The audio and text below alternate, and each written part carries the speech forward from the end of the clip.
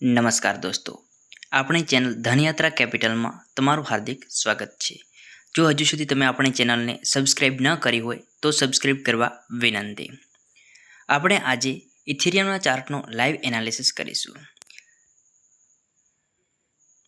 આપણે એનાલિસિસ ચાલુ કરતા પહેલાં વન ડેમાં આપણે માર્કેટ જોઈએ છીએ કે માર્કેટ કઈ બાજુ જઈ રહ્યું છે તે.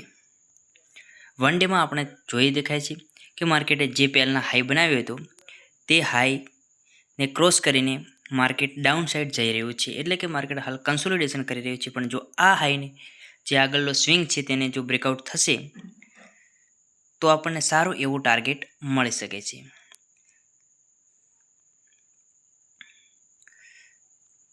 500 થી 600 પોઈન્ટનું આપણને ટાર્ગેટ આરામથી મળી શકે છે. જો તમે વન ડેમાં ટ્રેડ કરશો તો તમારો સ્ટોપ લોસ પણ મોટો થશે. તો આપણે અહીંયા હોરિઝોન્ટલ લાઈન દોરી દઈશું. જો આને બ્રેકઆઉટ આવે છે તો આપણે વન ડેની અંદર 100 પોઈન્ટના એસએલ સામે 200 થી 300 પોઈન્ટ આરામથી કેચ કરી શકીએ છીએ. અને ડાઉન સાઇડ માટે કંઈ ખાસ છે નહીં. વન ડે પરથી આપણે આવી જઈશું 4 અવરમાં. 4 અવરમાં માર્કેટ અપસાઇડ જઈ રહ્યું હોય એવું આપણને લાગે છે કે માર્કેટે જે ડાઉન સાઇડ માટે આ સ્વિંગ બનાવ્યો તે હજુ સુધી બ્રેકઆઉટ થયો નથી અને અપસાઇડ માટે માર્કેટ ઇમ્પલ્સ મૂવ કરતું ઉપર જઈ રહ્યું છે, જે આપણને કમ્પ્લીટ દેખાય છે કે માર્કેટનો ટ્રેન્ડ અપસાઇડ માટે છે. ડાઉન સાઇડ માટે કંઈ ખાસ જોવાનું છે જ નહીં.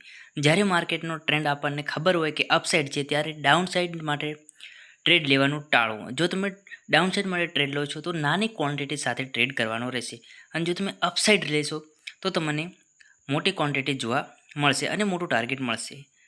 1 અવરમાં કંઈ ખાસ જોવા મળતું નથી. જે વન ડેમાં આપણે હોરિઝોન્ટલ રે દોરી હતી તે જ આપણો સપોર્ટ રહેશે, રજિસ્ટન્સ રહેશે.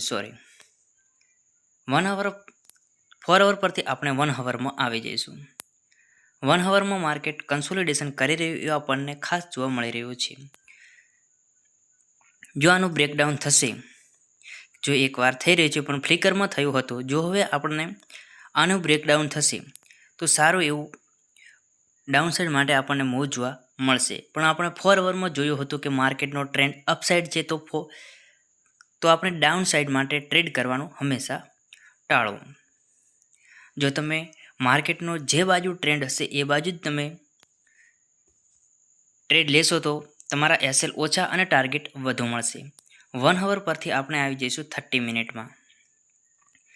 30 મિનિટમાં કંઈ ખાસ જોવા મળતું નથી. જે વન ડે અને 4 અવર અને 1 અવરમાં જોવા મળતું તે જ આપણને 30 મિનિટ પણ જોવા મળે છે. માર્કેટ કન્સોલિડેશન ખાસા ટાઈમથી કરી રહ્યું છે.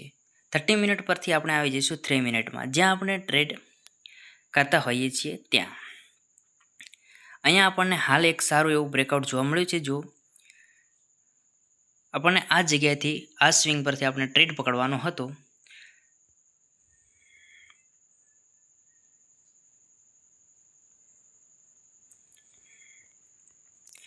અમારો તમારો ટાર્ગેટ રહેશે ડાઉન સાઇડમાં જે સ્વિંગ છે તે પણ 29 પોઈન્ટનું ટાર્ગેટ સ્ટોપ લોસ બને છે, તો આપણે 29 પોઈન્ટનો સ્ટોપ લોસ નહીં રાખીએ અને આપણે રાખીશું 20 પોઈન્ટનો, અને સામે ટાર્ગેટ રાખીશું જે અપસાઇડનો પહેલો સ્વિંગ છે તે. આપણું ટાર્ગેટ રહેશે 3.5 પોઈન્ટનો, જે આપણને હાલ 5 થી 6 પોઈન્ટ આરામથી જોવા મળી રહ્યા છે. આવા જ એનાલિસિસ માટે સબસ્ક્રાઇબ કરો આપણી ચેનલ ધનયાત્રા કેપિટલને. ધન્યવાદ.